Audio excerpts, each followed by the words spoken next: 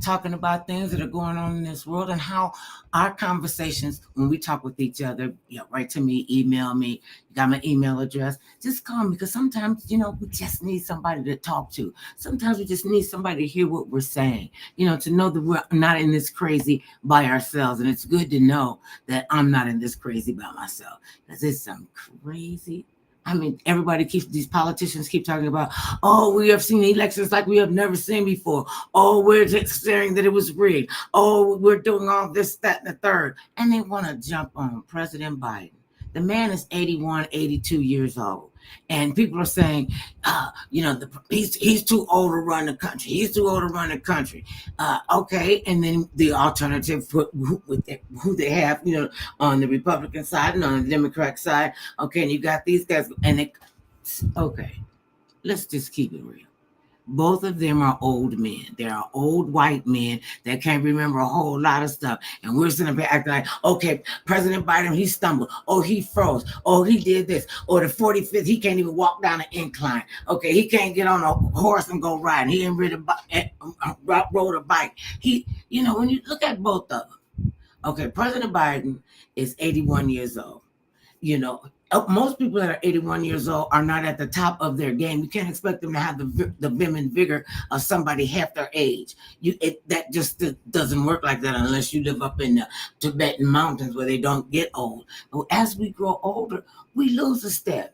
We might lose a sentence. Heck, I know y'all walked into your room and you go, okay, what did I come in here for? Oh, then you got to turn around. And by the time you go back, you say, oh, now I remember. So you come in and get what you remember, but then you go back out because you forgot to get something from the back. And I heard this thing, it's just so silly. It said that the kids are saying this, if you're going to remember some new stuff, you got to get rid of some old stuff that you know. And I'm like, you want to keep as many of your brain cells working as you can. And listen, I am a seasoned citizen. And I know that, I've lost several steps. I don't drive anymore, not because I can't drive or don't have a valid driver's license. You get a few bad threats. I told you, my husband went berserk. I'm like, honey, I'm all right. I'll be okay. I got this. He's like, yeah, I'm going to make sure you have it. And it's good to know that he has my back like that. I try not to put myself in those positions where somebody could hurt me or hurt my family. And so I don't know what's going on. So I'm just saying, we all lose a step. I'm even watching the younger kids, our grandchildren's age. Excuse me, kids that are our grandchildren's age, and they forget stuff, and they'll tell you, the kids nowadays, I guess, because they assume that everybody has a smartphone, a flip phone, or whatever, you can get instant gratification. You can get it immediately, and they'll call up and they'll text me. But let me make a phone call to them. They don't even answer my phone calls. They go with the text. You got to text me, you got to Facebook me, you got to email me, you got to, what's the one? You don't even see money anymore. They just go, can you Zelle it to me? That's the new one I found out. Then they go, you're just so late with the news. I mean, I had $20 in my wallet. And it's just, like for some change, Are you coming here with me? Yeah, just I'm joining. You just couldn't. Here comes Mr. Kennedy. Don't you look, where you going? I told you about that woman calling over here. Don't make me have to cut her. Okay. Hi. Hello. Hello, everybody. This is Mr. Kennedy. Oh, I like your shirt. Thank you.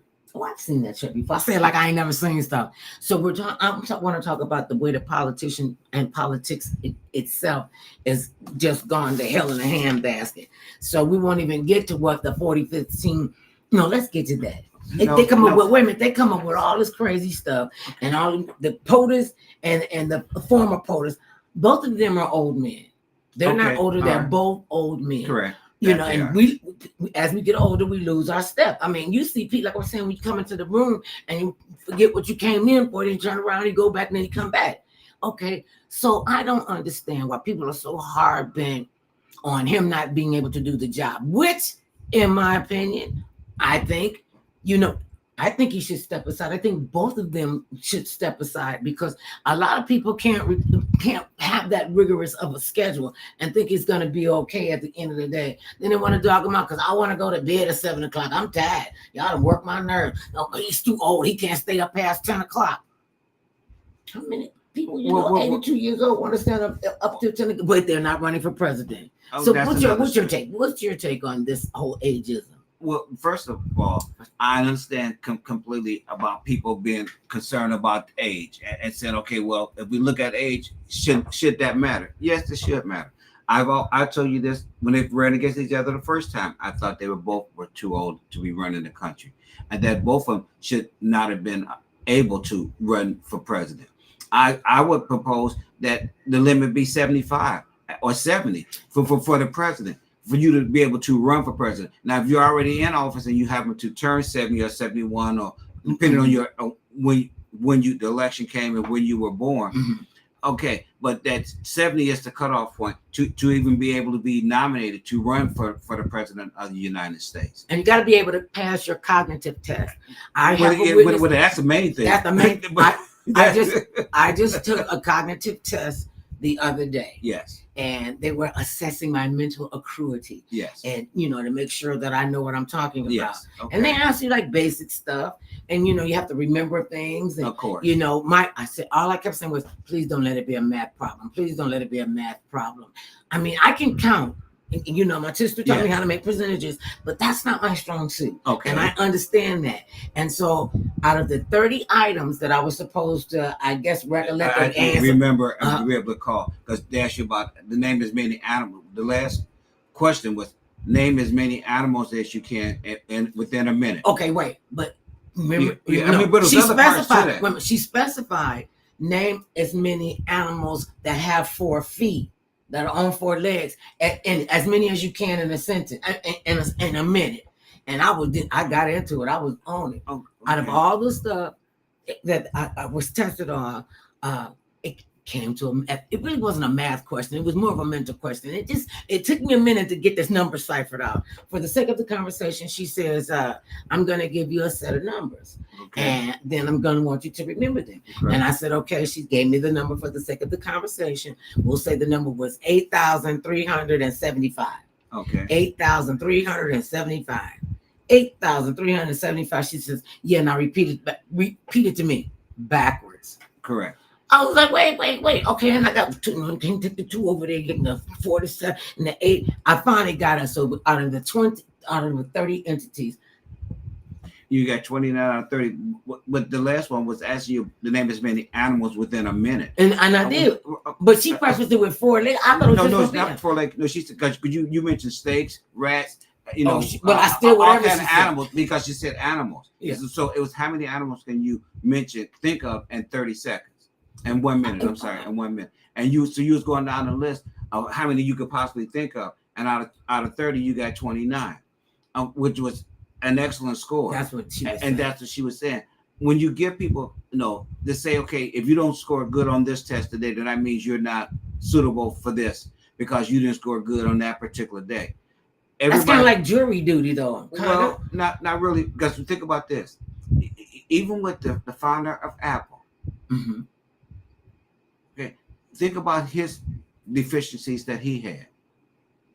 That see, when people try to nitpick and say, well, if you're not perfect in every category, then you're not able to do this. I mean, Steve Jobs quit college and created an empire, changed the world. So, was it necessary that he had to have gone through college in order for him to create this empire? Obviously not. Bill Gates dropped out of college too.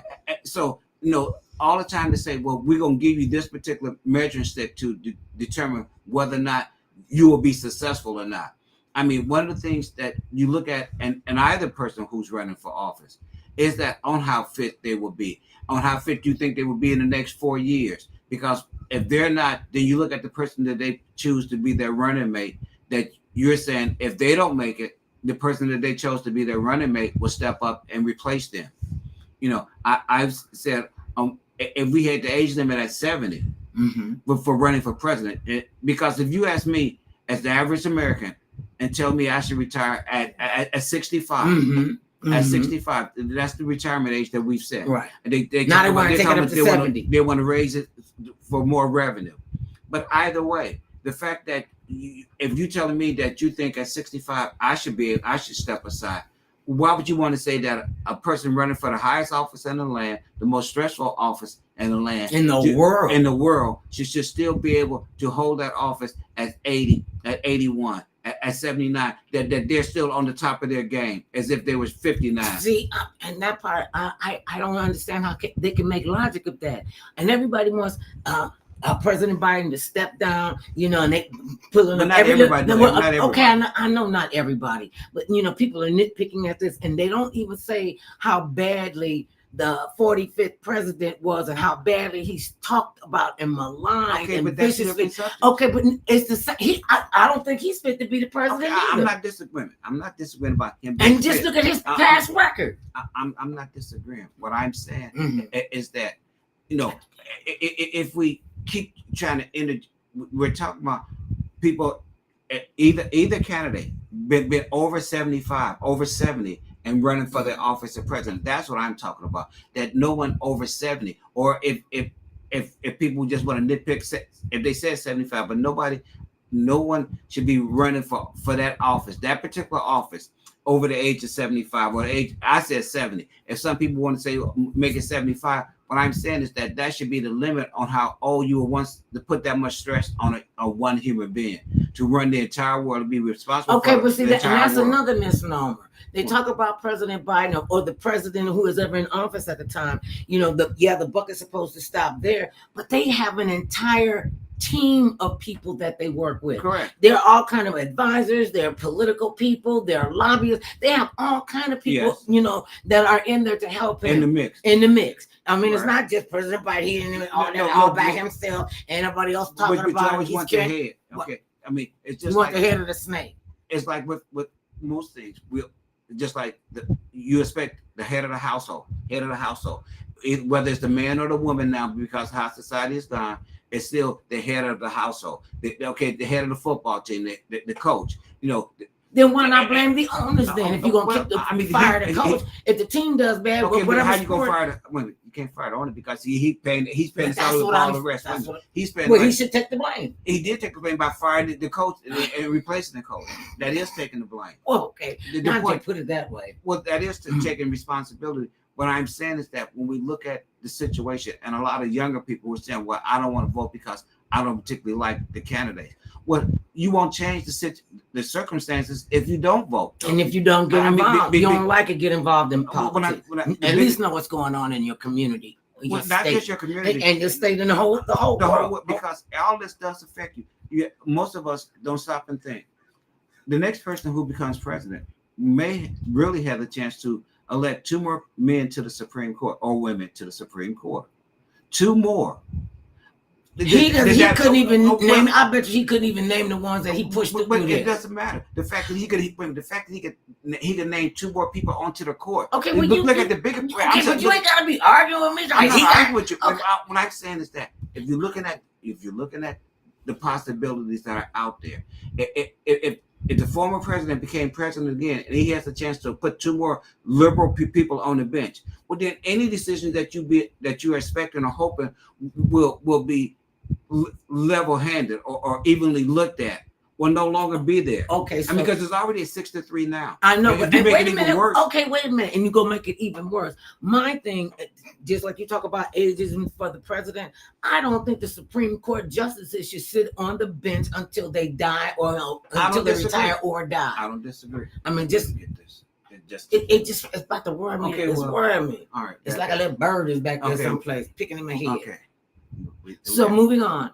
I don't think that they should be in there that long. I mean, when you stop and think about it, long time ago. But you have to elect representatives that will do your bidding. That will set the age limits. I mean, it has to be voted in. It's not just simply anybody just saying, well, I don't think, just like I say, I think it should be 70 should be the limit. Somebody else might say 75. But until you get Congress to actually say, okay, we want to pass the bill to say, okay, this is the group, this is the age limit for people running for president. I mean, you have to be 35 to be able to run at all. Period. Right. Okay, now you double that and say, okay, and you've not run for office by the time you turn 70, well then that window should be closed. See, so that's doubling when you can't become president. You can't become president until 35. See, when they thought that made sense.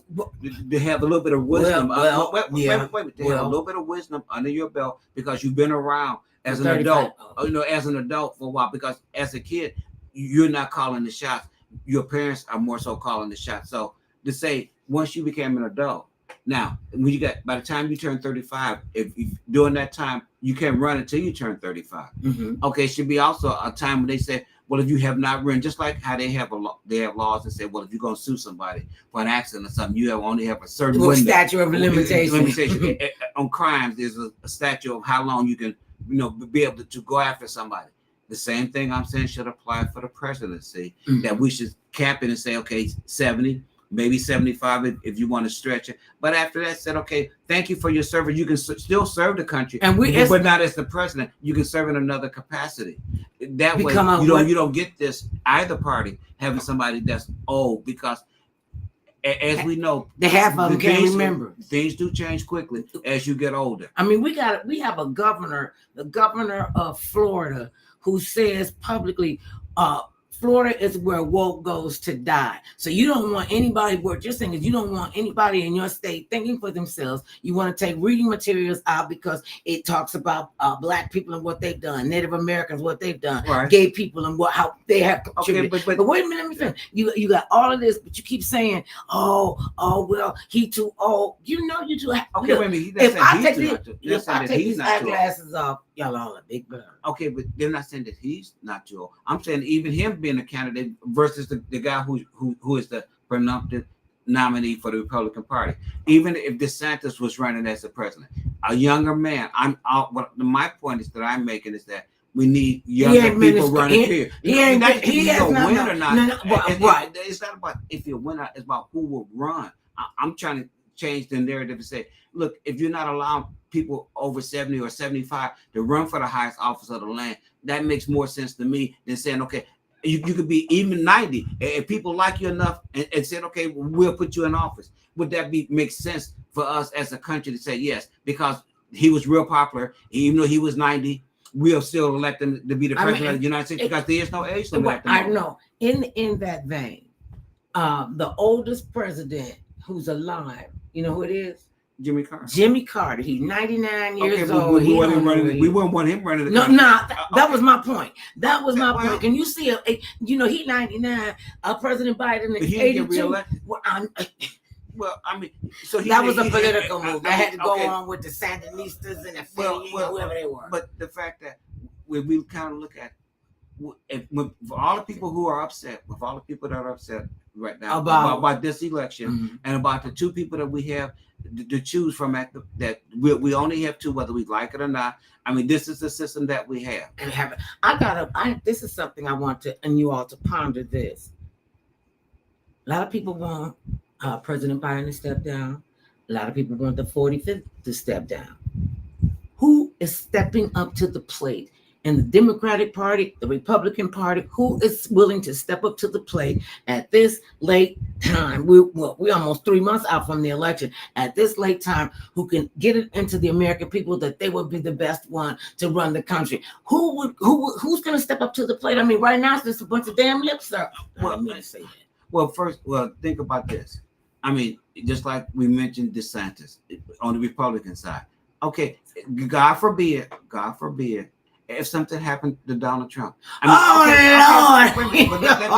Jesus, take the wheel. God forbid if something should happen to him. Okay, you still have to replace him with somebody else. Right. Regardless, the same, no different than with Joe Biden and Kamala Harris. With him because he's the president. Right. She's the running mate. But him, if something, God forbid, what happened to him, and people said, okay, well now after this incident, we think he should step down. Okay, you have to have people who are willing to step up. Most politicians, the reason why you don't have a growing list of people that are saying, I'll do it, is because nobody wants to take that risk of losing. So they're cowards. That's such a pump thing to say. No, it's not. It's reality. I mean, I don't want to run because I might lose. Okay, Then I'll say that election was rigged. They no, saying not they that just the said election was rigged. they just said on the news this morning. I just heard this on CNN that the Republican Party is pushing the fact.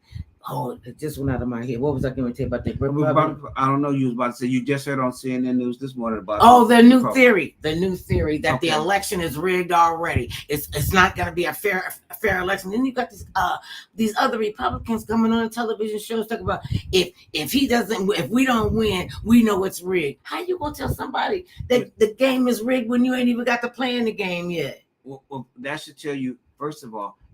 It does truly matter who gets in office because it will change your lives and your kids' lives. So for the ones who are out there with saying, well, I don't want to vote or I don't like the two choices that are out there, so I'll choose not to vote. Well, then if you don't want to vote, think about your child, your grandchildren.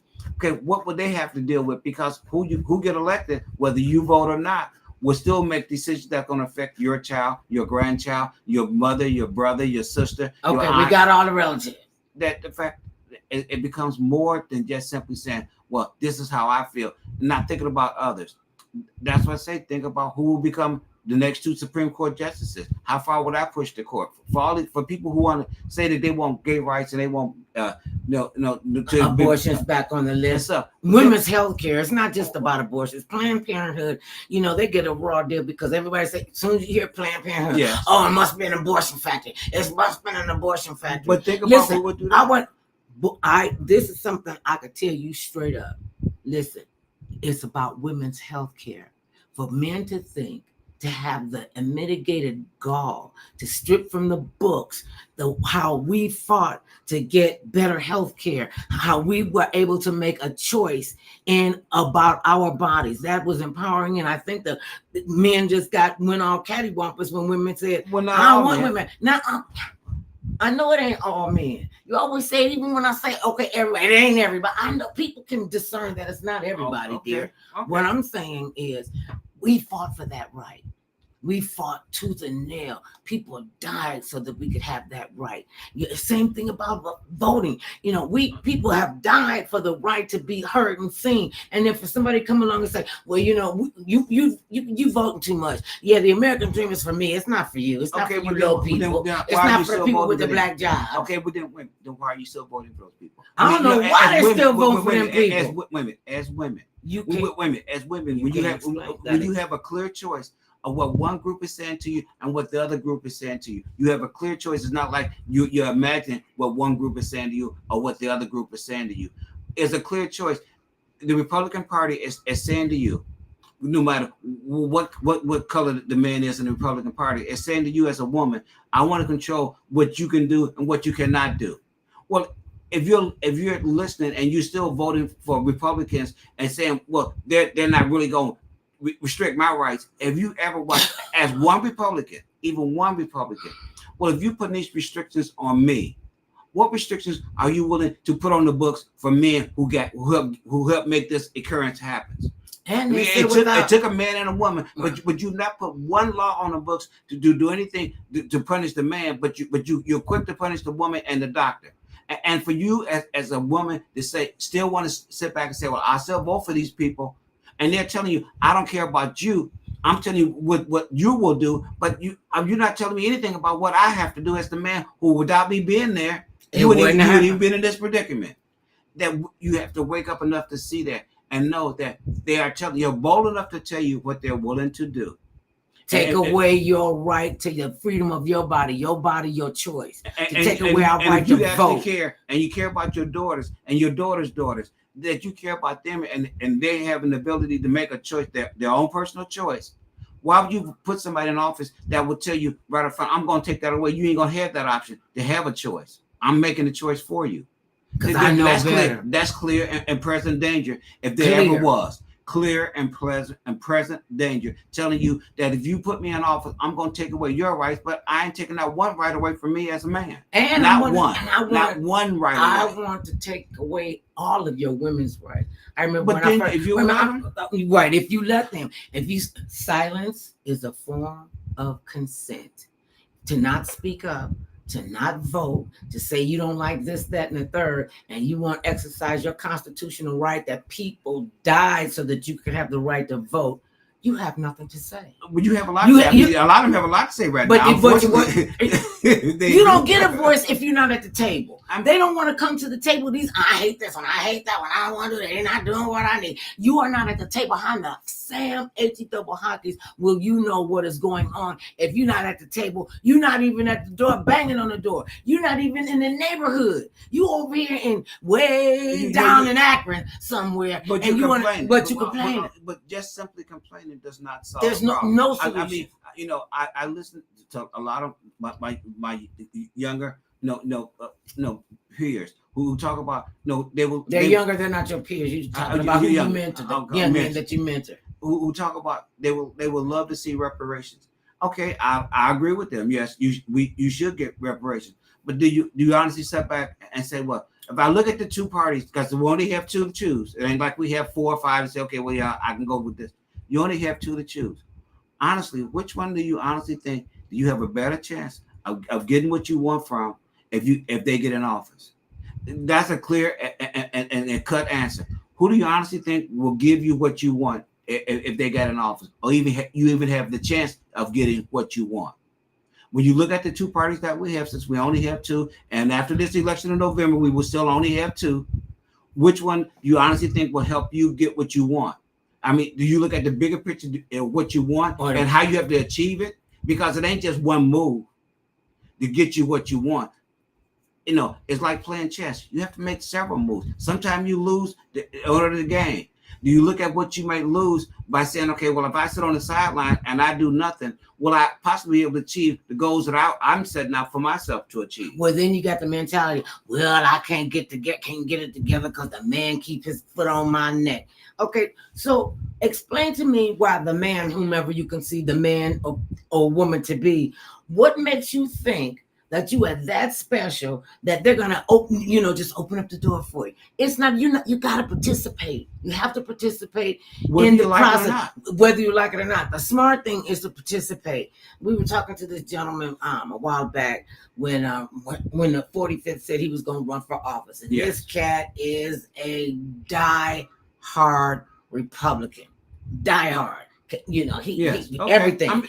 So we were talking, and all this is going on.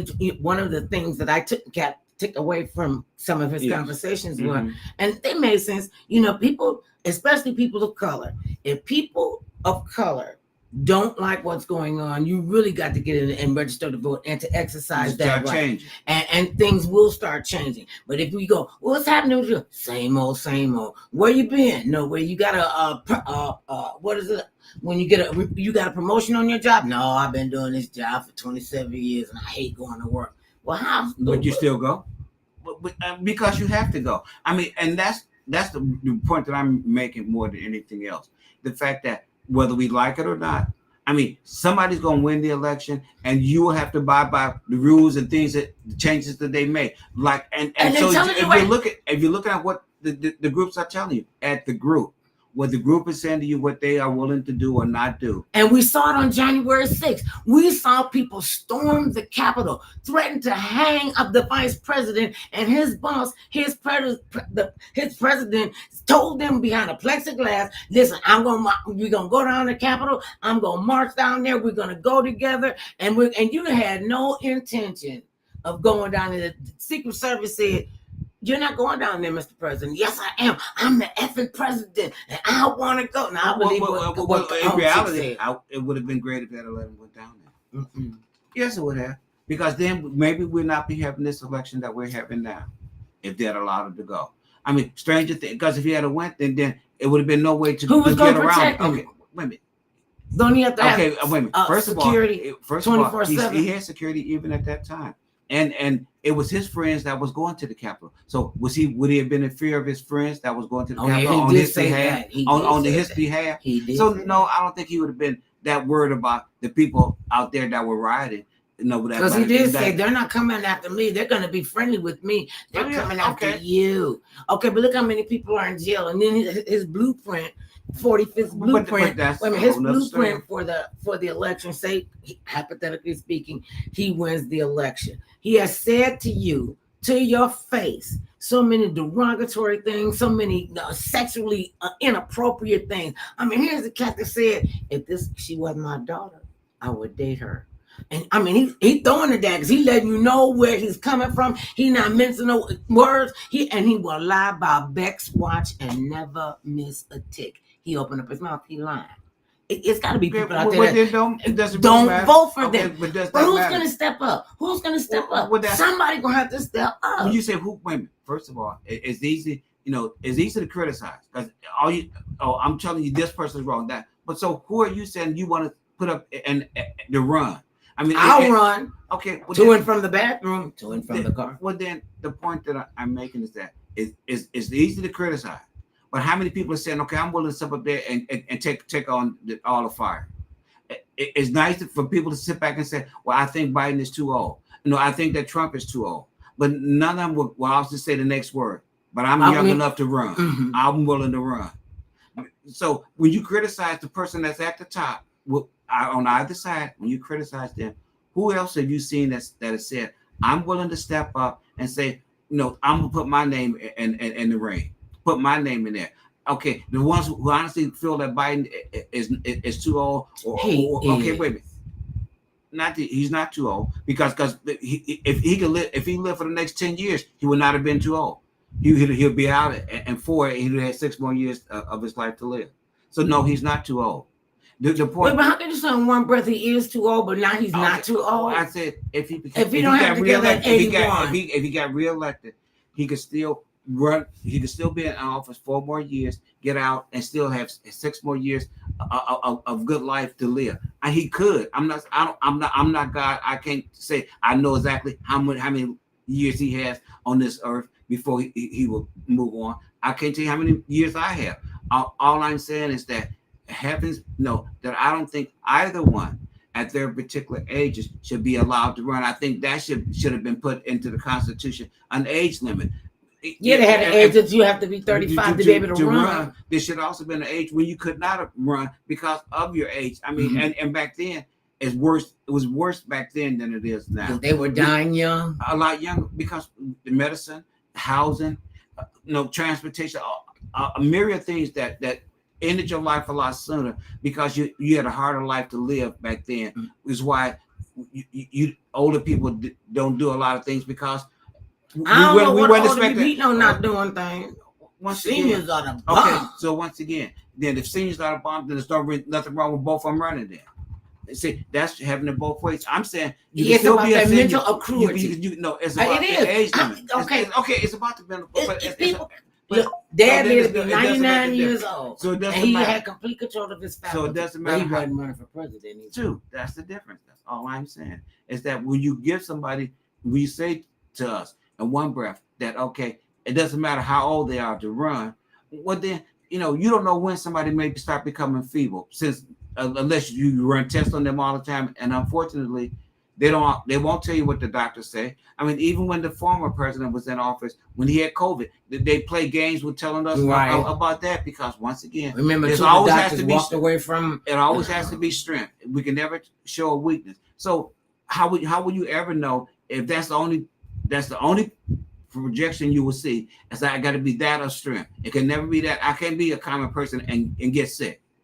I can always be a healthy man the whole time. Isn't that something about disease? And it affects everybody. It doesn't care who you are, what political party you belong to, what your faith is, what you believe, because death is going to come up on you. Something going to snatch you out the bushes. So why not leave a good mark? Why not leave a positive mark? Well, that's why you try to. I'm saying, just like they want to, things do change. If we look at the office of the presidency now, compared to what was 200 years ago, 50 years ago. Okay, yeah. I mean, but because how things have changed so much since then. Right. The fact that Things have changed so much in our generation. I mean, we saw the police hosing down people. We saw the police arresting people and putting dogs on them and you know, putting water on us, making us sit in the back of the bus in the 60s. Okay, but we're talking about 2024 now. Right. I mean, so we've come a long way. Yeah. I mean, things still happen, but the point that I'm making about when you say, you know, the Constitution, they foreseen everything that could possibly happen in this country for eternity. It's no way possible, humanly possible. They had no idea about computers, about the internet, about nuclear bombs, about machine guns. No, they did not have.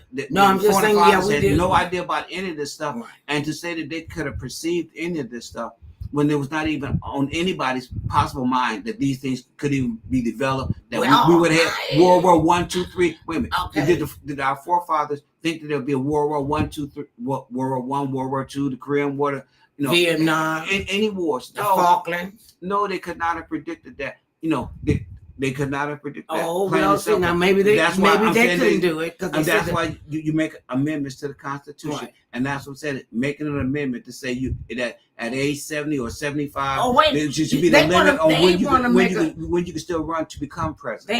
They want to have a rule on the books that if the 45th gets back into office, they're going to do away with the HUD. They're going to do away with Social Security. They're going to do away with the homeschooling. They're going to do away with all of the services. They're going to gut everybody's health care. The state of Colorado, the state of Colorado, y'all, look it up, see what the heck going on in the state of Colorado, because what they're doing is just trifling. Just trifling. I don't want to spread no rumors, but Google it. No, they make the people in Colorado. They made the people in Colorado. They took. Okay, I don't want to get it messed up. But the state of Colorado. Right. Okay. No, you can't do that now. Oh, I can't do that. On that one. Oh, you don't do it. Or on the cell phone. Okay, no, you don't do it in the middle of the show because you check your picture. You check your video. Okay, my bad. Okay, so you have to remember that. So as we're talking about this with the presidency, we both agree and we don't have to agree, but they're both old and they need to go somewhere. I'm saying it should have always been an age limit. Not that you should stop and think about how the world has changed, and that we will want, as the American people, we will want somebody who's far more up on the game. I mean, even at 65, you can become senile. But the fact that more of us are older, more Americans are living to be older now, tells me that yes, you can be older and still be vibrant enough to hold that office. Mm-hmm. But I'm saying I would want there to be a limit on the age of who to run. Let me tell you what I would like. I would like for people who want to run, the higher the office, the more education you need to have. When these attorneys are clerking with these justices, you need some background like that. You need to understand the political arena. I mean, we didn't let it happen twice, and neither one of them was really good actors. I'm like, well, they voted for Ronald Reagan. When they voted for Ronald Reagan, because he was in office for 8 years, right. He hosted Death Valley Days. And Google that one. Yeah, I just did age myself. And this guy got in. Yeah. Arnold Schwarzenegger was a bodybuilder. Yeah. I'm saying what profession he's in. Right, but I'm just saying, here he is. He's a bodybuilder. He's known for his cardboard, whatever it called. Washboard abs. I know it was something that had to do with clothes. His washboard abs. He got into office, and he wanted me. Remember, Arnold Schwarzenegger wanted to change the rule that you didn't need to be born an American to be the president. They were like, "That ain't getting married to jump off." Then you get the 45th. He believes he was like the biggest celebrity, the best businessman, and he got into office. We cannot take this election, just all willy nilly. We're talking about the future of us. As boomers, how we will age. We're talking about the next generation behind us, Gen X, Y, Z, PFQ. We're thinking about everybody. We all need to be inclusive. They said, the 4 founding fathers said at the very, very beginning, we are here to form a more perfect union. So that lets you know it wasn't perfect. And they always said, this is an experiment. Democracy is an experiment because the people didn't have presidents. You had dictators and you had hate mongers. I mean, think about the people that were in like awesome power. And they said, we can do this. This will be an experiment for us. And this is what tripped me out.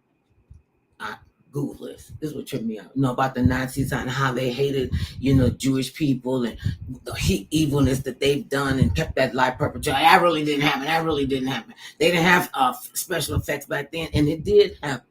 It did. And people, Adolf Hitler said they talk about the book Mein Kampf. Yes. They said a former president, 45th, had it by his bedside, said that Hitler took the blueprint of slavery in America. He said, if they could do that to black people, we could do that to people we don't like. And that's what made him think he could have all power. I don't know what kind of Kool-Aid that would. Okay, but still. It came from poverty. Yeah. Most tragedies come from tragedies. I mean, the fact that, okay, if you're in a recession, a bad recession where a lot of people are unemployed, that makes a lot of people angry because when you can't feed your family, when you can't feed yourself, you're mad and you want to take it out or point the finger at somebody for what has happened to you. Okay, they had a chance to point the finger at someone, and the finger that they pointed at was the Jewish, community. And because they felt like the Nazis felt like, well, they can have all this stuff and all this artwork and all fancy schmancy. If it wasn't for them, we would be the ones riding high on the cloud. So we'll go in and we can tell who they are. They're the richest people. And isn't it something that through all of the atrocities that man has put upon civilization since the beginning of time, we had our first murderer and our first incestuous inoculation with family members and dynasties, having daughters and sons, and you don't need to go out there and look for a husband or a wife. This is who you're gonna marry, and this is what you're gonna do, and you're gonna give us an heir. Yeah. Back then. But I mean, when you think about it, it's kind of like that same crazy attitude back then. When men want to tell women what to do with their bodies, men want to tell people what to do with their education, with their brains. Men want to tell people that the great American dream is not for you. It's only for me, the rich white man. It's true. I mean, if we look at the case, the dream has been for most people in America. The wealth that this country has is not just the richest 1% is the richest 1%, but the other 99% is not starving to death. See, I mean, they might not be starving to death. But then why do we have homelessness, and why do we have food pantries? Because people don't have a decent place to live because the rent is sky high. Okay. People living in their cars with their kids, putting their babies in the trunk and make the trunk a bed. Going off pier so they can be safe. Okay, you can send $175 billion of our tax money to a foreign country, and I feel for you, Ukraine. I really do feel for you. You got to take care of it home first. My mother used to tell us, charity begins at home and spreads abroad. They can do both. They can do both what? We can eradicate homelessness and hungry kids. And also send money to Ukraine. Well, where's my 40 acres in the mule? Well, my mama 40 acres in the chicken. They could do that as well if they chose to. Once again, it comes down to who you vote to put in office. You say, why haven't so many things happen? It's who you're willing to put in office. And then because you have one election, that doesn't mean that you solved all the problems with one election. Right. It takes a lot of time to make changes, and you have to keep changing people because as we get older, some people forget. Some people are not as in depth to want to be involved. So to say, oh well, if I can find a problem, then nothing is right. No, there's just as much good as there is bad, and if you only focus on the bad, then that's all you will see. No, this country didn't get to the point that it's at because all we thought about was just what was bad. No, it did not. Right. I mean, the fact that we're still the greatest experiment in society and in civilized nations, even with all the craziness, even with the poverty, even with the homelessness. And we look at this, and sometimes I often think they're doing this systemically so that doing what is systemic? Keeping people poor, people not being educated enough. Or people are doing that to themselves. I mean, it's not always. I mean, no, it isn't. You got to take responsibility for some of your actions. It's easy to always look to blame one person. Say, well, all my ills is because of them. I mean, with the advent of the internet, It has unleashed a whole new way of how you can educate yourself to change your conditions. People complain all the time, but most of the time, the only way you would change your conditions is because you know more. You would treat your own people better. You would treat one another better. So then why do we have such lawlessness in the country? I mean, we got mass shootings. They said over the 4th of July weekend, I think it was, they had 4th of July weekend, yes. In Chicago. Over 100 people. Over 100 people were shot, and many of them died. But once again, are we trying to solve the problem, or are we just simply saying, look at we what could happened? vote them out? I mean, look, we voted against bump stocks on guns, and where you could take a gun and modify it to make it something else. Okay, what do you think when you talk about the folks who killed themselves over the 4th of July weekend? Okay, who killed themselves? No, I mean, were shot. That were killed. The violence that occurred. Okay, what is that community doing? That community is do you blame everybody outside the community? Say, oh, well, because you allowed us to have guns, so that allowed us to shoot one another, so that is your fault, it's not my fault? Because you don't talk to your kids about how they should care about one another, about their own brothers and sisters they see right there in the community. Mm-hmm.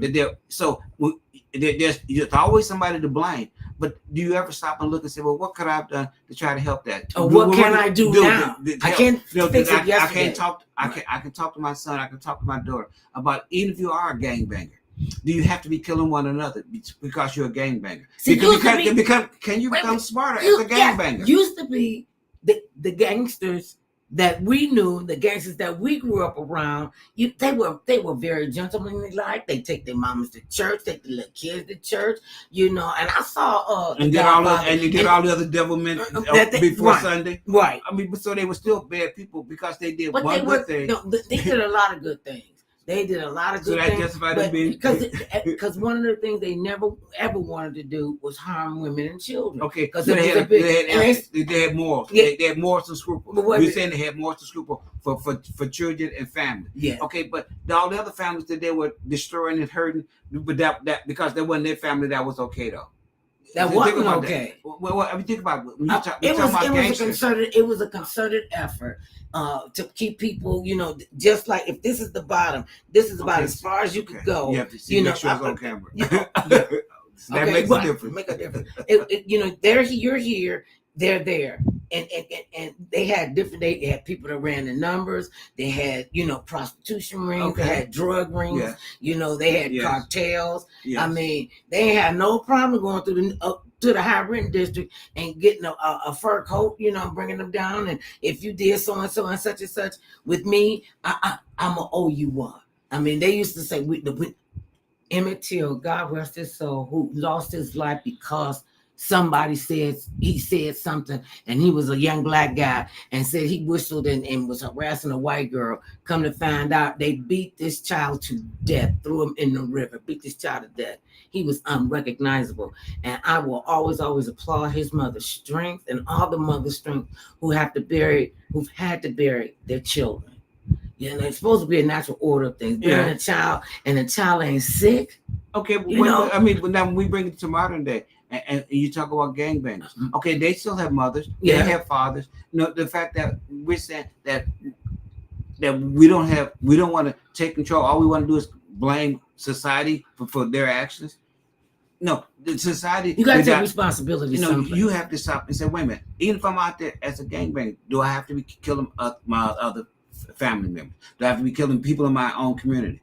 Do you have to do that? Or can you have a code of ethics that you wouldn't do that? That some people would be off limits. That if you want to live that lifestyle, that you still have morals and scruples even in that lifestyle. So, I mean, but that's why to be a scrupulous criminal. Well, that is not unscrupulous. Isn't that why you talk about the mafia and them? There's no such thing as the mafia. Okay, I heard that on TV. Sylvester Stallone said. So they had morals and scruples. They didn't hurt people within their own group, and that's all I'm saying. If talking about emulating something that you see, okay, they had a code on how they didn't go after people in their own group. They don't hit. They kept some sense of order. So they said by having order, we make more money. That everybody lives a better life. You're hurting people because a lot of things that you sell and do does harm and hurt other people. but we still have a code of how we conduct our business. No more different than you could talk to the gangbangers about how they conduct their business. Mhm. I'm not saying that they can't be a gangbanger or they should not be a gangbanger. All I'm saying is that on how you treat other people in your neighborhood, the conflict and the pain that you bring onto your community, that's still real.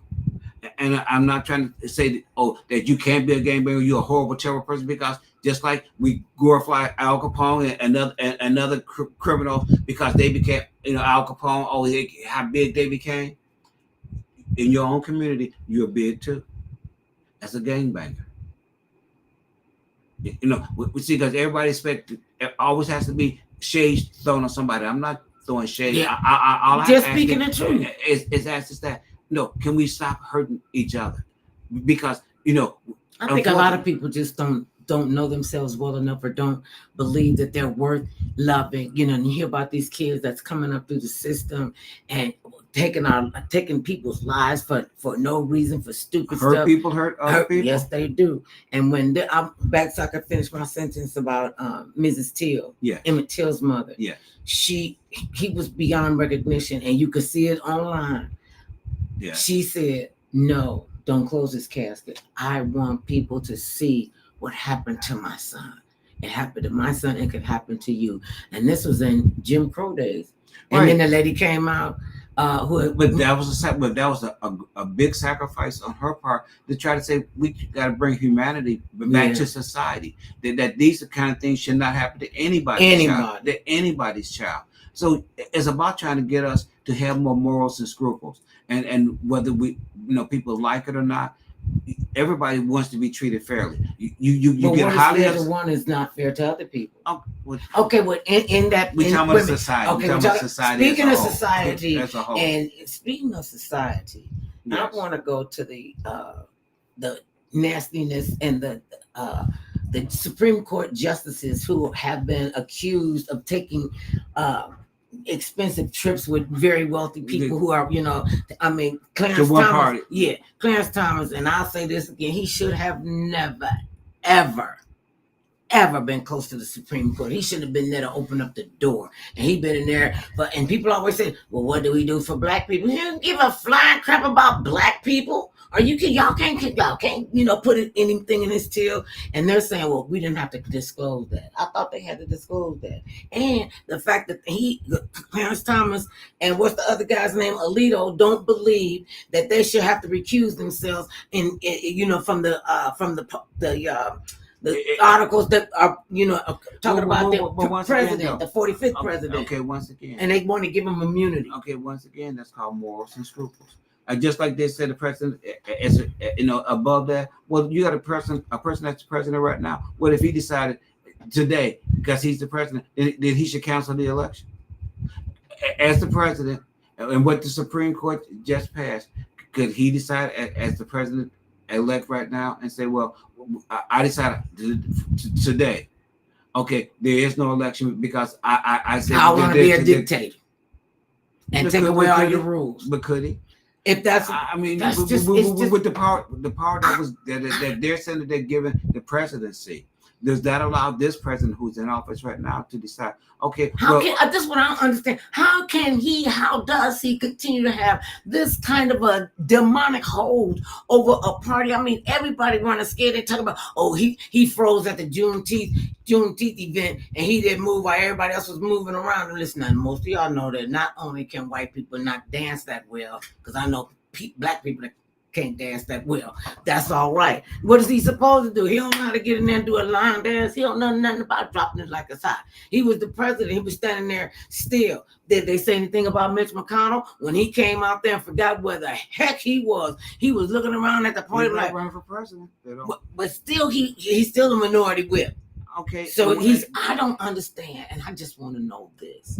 What kind of golden pea are they drinking from him? What are they talking about? It's got to be something that is holding these people together up under this craziness. Wait a minute. Is it craziness to you or craziness to them?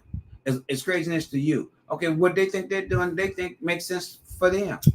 So instead of just saying they're being crazy, no, they're not being crazy. They're being very methodical. They're looking out for who they think they need to be looking out for.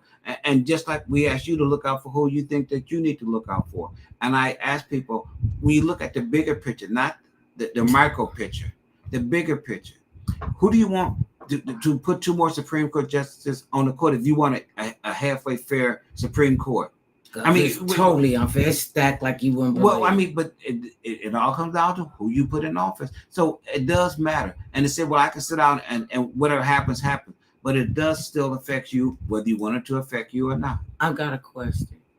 Just like the president has to be elected by the people. Yes. Ought we start being able to elect our Supreme Court justices?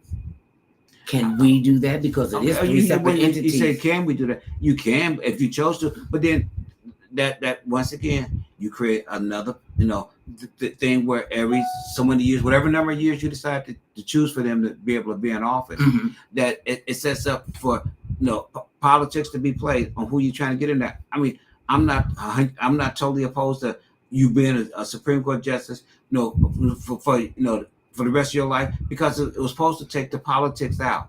That if you knew that you were elected to that office and you had morals and scruples, you would judge fairly because you didn't have to worry about the left or the right. That you judge things fairly. Wait a minute, this is the truth. I'm not saying that it's not.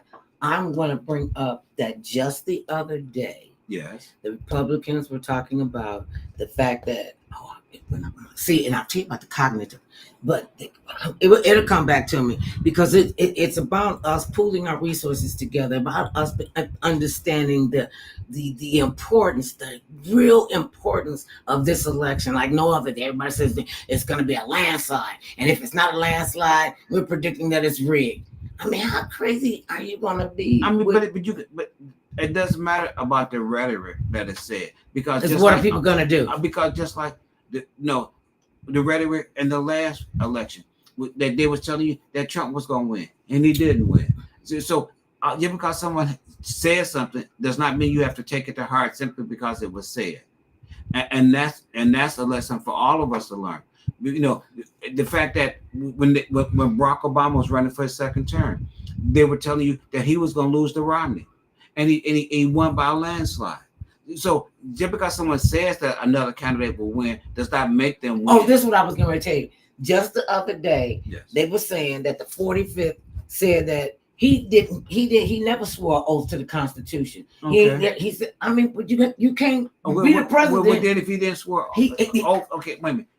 He said he didn't swear on the Bible. Wait a minute. Wait a minute, let me get it out. He said he didn't swear on the Bible, so he didn't have any allegiance to the Constitution to protect the Constitution through foreign entities and home people. I know you know what I'm saying. Okay, you get foreign or domestic terrorists, but if he said I didn't do that. Once again, so doesn't that not make him president then? Okay, you asking me. Wait a minute.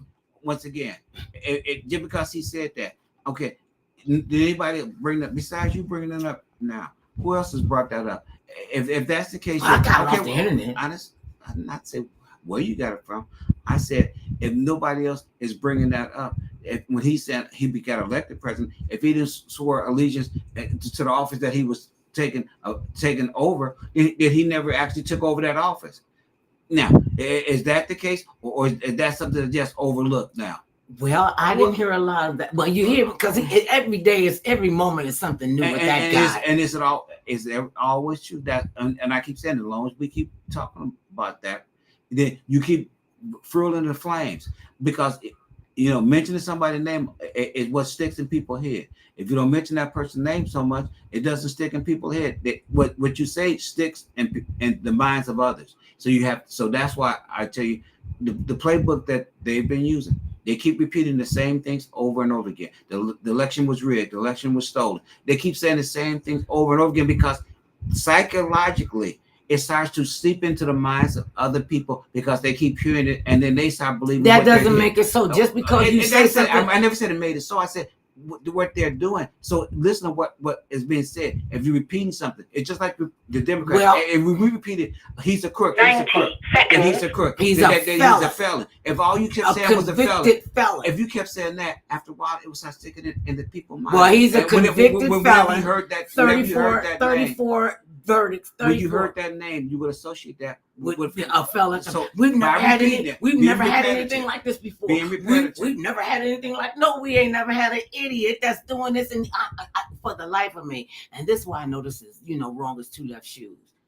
The teenagers know that he's not the right person to do, and so that's what I want. That's what I want y'all to do. 18 and over, get out and vote. We're going to because you it's don't more like at stake than just simply saying it's two old men running for office. And that's the biggest mistake, to just simply say it's two old men running for office, because one old well, where's the fresh blood? Who wants to change at the moment? We need some fresh blood. At the moment. Saying you want new blood, what we have right now is two old men running for office, and to say wanting new blood ain't changing it. Two old men are running. One old man is going to keep you in there. The other old man is going to do more harm. We have to know which one is which. That's what I'm saying. And we'll just leave it at that. Babies, you can find Mother Love and the Mother Love Show on all the social media. Well, most of the social media platforms. All social media. Okay, all of them. Because there's too many of them. I'm on all of the big seconds. And I just want to say thank you very much for sharing. And check out the show tomorrow. And check out our show tomorrow. Oh my God. And I want to say thank you to all the people who watched us and listened to me and Melba Moore. Y'all missed it, but now you can pick it up any way you want to see it.